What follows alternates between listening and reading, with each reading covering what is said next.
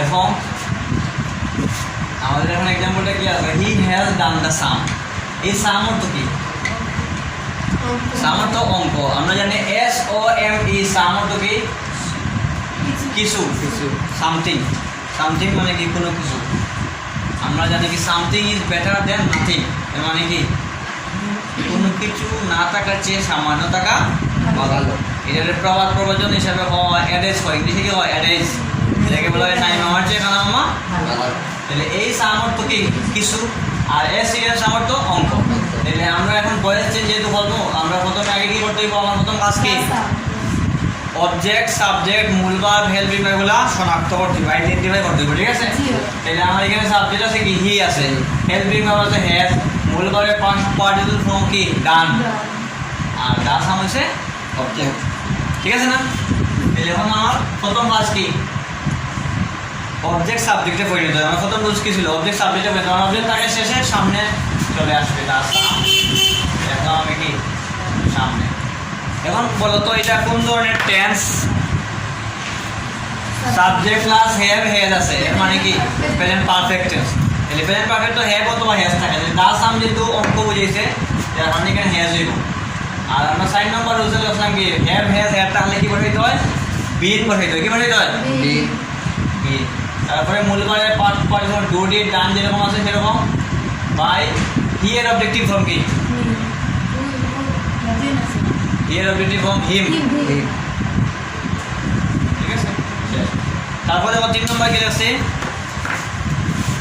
He is singing a song. Sing থেকে singing এর মানে কি? এটা কোন ধরনের tense? Subject plus am is are plus হলো আইএনজি কোন tense? Present continuous. Present continuous তাহলে এটা চলমান অবস্থা। He is singing a song এর মানে কি?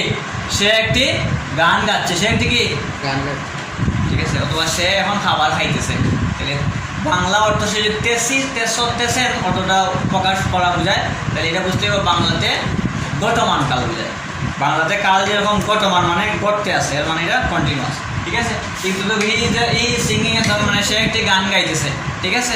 অনেক তো গান আছে না, তোমরা তো অনেক গান জানো, আমিও হয়তো জানি কিছু, ঠিক আছে? ওইটাম না।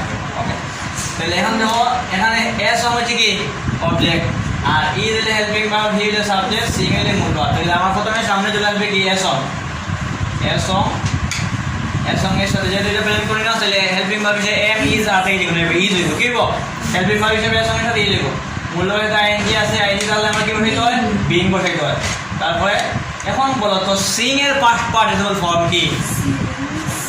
সিং এর পাস্ট পার্টিসিপল ফর্ম তুমি না জানো তাহলে কি হইব? না সব কিছু পারলাম পরে কি হইল? আনসারটা কিন্তু হইতো না তোমার যদি এটা পাস্ট পার্টিসিপল ফর্ম দেখতে না পারো। আর একটা কথা আছে না, তীরে এসে তরি ডুবা। তীরে এসে এর মানে কি? নিকটে এসে নৌকা ডুবে যাও। অর্থাৎ তুমি অনেক পরিশ্রম করে এক জায়গা থেকে আরেক জায়গার মধ্যে আসছো, যদি পরে তোমার ইয়েটা হয়ে যায় তাহলে কিন্তু আনসারটা হইতে পারে। যে সিং এর পাস্ট পার্টিসিপল ফর্ম হচ্ছে আমার সাথে আছে সিং, স্যাং, সাং। সিং, স্যাং, সাং, ঠিক আছে? সিং, স্যাং, সাং মানে হচ্ছে উচ্চারণ SUNG। SUNG তাহলে পাস্ট পার্টিসিপল ফর্ম লেখা লাগবে সাং, SUNG। তারপরে কি? প্রিপজিশন অনুযায়ী বাই। তারপরে কি? হি এর অবজেক্টিভ ফর্ম হিম। শেষ, ঠিক আছে? এখন দেখো কি লিখলাম? We made him captain. এই উই মেড হিম ক্যাপ্টেন। তারপরে কি লিখছি? The cow gives us milk. এই দুইটা এক্সাম্পলের মধ্যে দুইটাই কিন্তু অবজেক্ট আছে। হিম একটা অবজেক্ট, ক্যাপ্টেন একটা অবজেক্ট, মিল্ক একটা অবজেক্ট। তাইলে দুইটা অবজেক্ট আছে, আমার একটারে কি করতে হবে? সামনে আনতে হবে। তাহলে হিম আছে, হিমটা এটা অবজেক্ট হিসাবে আছে। কি হিসাবে আছে? যদি সাবজেক্ট হিসাবে আনতে হয় তাহলে কি হয়ে যাবে? এটা হিম থেকে কি হয়ে যাবে? কি হয়ে যাবে না? দেখলাম আমি হি উই মেড আছে, মেড থেকে মেড, মেড এর মানে কি? এটা পাস্ট টেন্সের মধ্যে আছে, মানে পাস্ট ইনডিফিনিট। সাবজেক্ট প্লাস মূল verb past form plus object হলে পাস্ট ইনডিফিনিট টেন্স, ঠিক আছে? তাহলে পাস্ট ইনডিফিনিট টেন্স যদি থাকে তাহলে কি হইব? মানে হেল্পিং ভার্ব হিসেবে ওয়াজ অথবা ওয়ার হইব। ওয়াজ অথবা ওয়ার হইব। তাহলে হি যেহেতু সিঙ্গুলার নাম্বার, হি কি? ওয়াজ। যেহেতু হি মানে সে মানে একজন, তাহলে ওয়ার হইব। যদি প্লুরাল থাকতো, যদি আস থাকতো তাহলে উইল না, আর উইলে তখন ওয়ার হইল না। দে থাকলে কি হয়? দে ওয়ার হয়, ঠিক আছে? তারপরে কি? 5 নম্বর রুলস হলেন মূলবাই পাস্ট পারসন মেই তারপরে দুইটি হবে তাহলে নোটিফাই দুইটি হবে যেটা ক্যাপ্টেন লিখলাম ক্যাপ্টেন তারপরে বাই উই এর অবজেক্টিভ ফর্ম কি আস আসো আসো দা কাউ লাভল লেখলাম যত কি লিখলাম the cow gives us milk এখানের মধ্যে আস একটা অবজেক্ট মিল্ক একটা অবজেক্ট আসটা যদি আমি সামনে আনি কি দিয়ে দিব ওই না তাহলে দা কাউ গিভস আস এটা কোন ধরনের টেন্স এটা কই যাবে প্রেজেন্ট ইনডিফিনিট সাবজেক্ট প্লাস মূলবাই present form plus object give এর সাথে এস অথবা ইএস যুক্ত হয়েছে কি কারণে এটা বুঝতে পারবে গিভ এর সাথে এস অথবা ইএস যুক্ত হয়েছে আমরা কোন সময় জানি যে মূলবাইয়ের সাথে এস অথবা ইএস যুক্ত হয় প্রেজেন্ট টেন্স তো অবশ্যই তবে এখানে একটা শর্ত আছে কি আছে কন্ডিশন আছে এই কন্ডিশনটা হলো সাবজেক্ট যখন থার্ড পারসন সিঙ্গুলার নাম্বার হয় তখন কি হয় মূলবাইয়ের সাথে এস অথবা ইএস যুক্ত হয় দা কাউ কিন্তু সিঙ্গুলার গরু আমাদের কি দেয় দুধ গরু হচ্ছে সিঙ্গুলার নাম্বার ঠিক আছে থার্ড পারসন সিঙ্গুলার নাম্বার তাহলে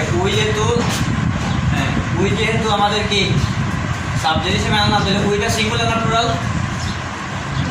প্লুরাল আর এটা আছে কোন ধরনের টেন্সে প্রেজেন্ট ইনডিফিনিটের মধ্যে তাহলে প্রেজেন্ট ইনডিফিনিট তাহলে আমরা এম ইজ আর লিখব তাহলে উই যদি সিঙ্গুলার তাহলে ই এম হইব না ই হইব না আর লিখব আর উই আর গিভের পাস্ট পার্টিসিপল ফর্ম কি